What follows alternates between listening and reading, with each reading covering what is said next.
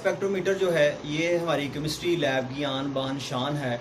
किसी भी unknown compound को अगर हमने एनालिसिस करना हो, उसको आइडेंटिफाई करना हो, तो जो मैस स्पेक्ट्रोमीटर है ये यूज़ होगा। मैस स्पेक्ट्रोमीटर हमें उसके मोस्ट स्टेबल आयन की जो है वो पीक देगा, उसका मैस नंबर बताएगा।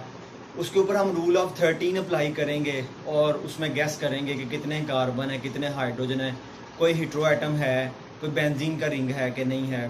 तो हमें उसके स्ट्रक्चर के बारे में जो है वो इंफॉर्मेशन मिलेगी, हम उसको आइडेंटिफाई कर सकेंगे।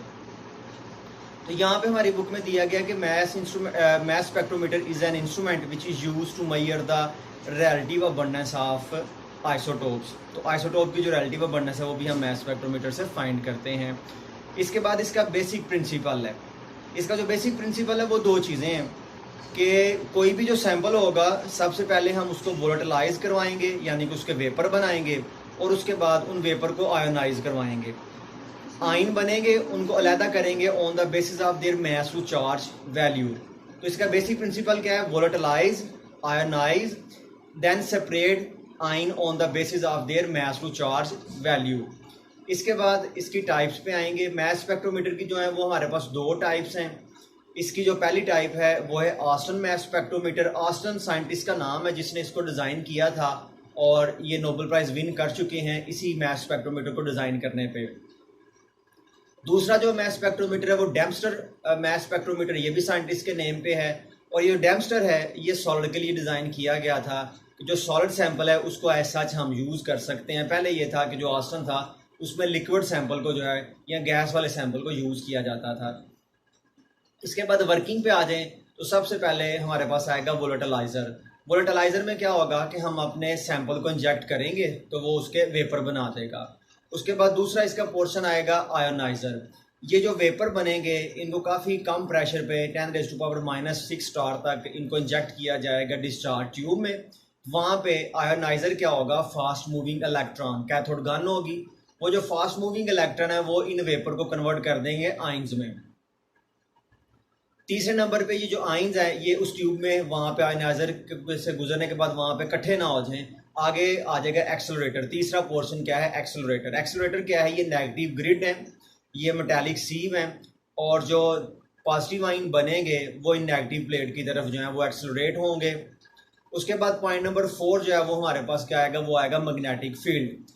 अब ये जो मैग्नेटिक फील्ड है ये हमारा सेपरेटर है। देखें जो आइन एक्सेलरेट हुआ है पॉजिटिव आइन वो आगे आएगा, आगे मैग्नेटिक फील्ड है, तो मैग्नेटिक फील्ड उसको जो है वो नीचे की तरफ प्रेस करेगी।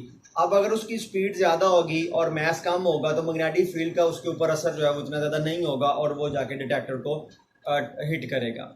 लेकिन अगर उसकी स्पीड कम है और मैग्नेटिक फोर्स जो है ना उसके ऊपर असर करेगी तो उसको नीचे की तरफ दबा देगी, वो वहीं पे मैग्नेट की सतह पे चिपक जाएगा या वहीं पे बाउंस करता रहेगा, आगे डिटेक्टर तक जो है वो नहीं जा सकता। तो हम क्या करेंगे? हम एक्सेलरेट को जो काइनेटिक एनर्जी है ½ उसको वेरी करके, मैग्नेटिक फील्ड को वेरी करके सिलेक्शन क्रिएट कर सकते हैं कि 1 बाय 1 जो है वो आइन डिटेक्टर तक जाएं, सारे इकट्ठे ना जाएं। ये जो सेपरेशन का फार्मूला है mass to charge ratio is equal to h²r²/2e। इसमें h जो है वो हमारी मैग्नेटिक फील्ड का कांस्टेंट है, r² जो है वो जो सर्कुलर पाथ बनेगा मैग्नेटिक फील्ड में उसका रेडियस है, और जो E है कैपिटल E है ये हमारे पास एक्सटर्नल इलेक्ट्रिक फील्ड है। अभी जो फार्मूले की डेरिवेशन है ये आप सिंपल समझ लें कि जो आइन मूव करता हुआ आएगा इसकी काइनेटिक एनर्जी होगी ½ और आगे ये काइनेटिक एनर्जी जो है मैग्नेटिक फील्ड में आके ये कन्वर्ट होगी पोटेंशियल एनर्जी में। तो जो पोटेंशियल एनर्जी है वो वैसे तो mgh होती है, लेकिन चार्ज बॉडी के लिए जो पोटेंशियल एनर्जी है वो E चार्ज ऑन आइन और हमारे पास capital E charge of electric field. तो ½ जो है ये इक्वल टू हो जाएगा E छोटा ई और बड़ा ई। जो स्मॉल ई है ये रिप्रेजेंट करता है केटाइन के चार्ज को, और जो लार्ज ई है वो रिप्रेजेंट करता है एक्सटर्नल इलेक्ट्रिक फील्ड को, वो ग्रिड की जो फील्ड थी। जब एक स्पीड के साथ मूव करता हुआ केटाइन आएगा और आगे मैग्नेटिक फील्ड उसका सामना होगा तो वो क्या करेगा? वो उससे बचने की कोशिश करेगा और सर्कुलर पाथ में मूव करेगा। उसमें जो है सेंट्रीपिटल फोर्स इंड्यूस की जाएगी मैग्नेटिक फील्ड से। अब जो मैग्नेटिक फील्ड है उसकी स्ट्रेंथ है H, चार्ज है E और इसकी जो है वेलोसिटी वो है V। तो HEV जो है ये अब इज इक्वल टू हो जाएगा मैग्नेटिक सेंट्रीपिटल फोर्स का फार्मूला mv² / r के।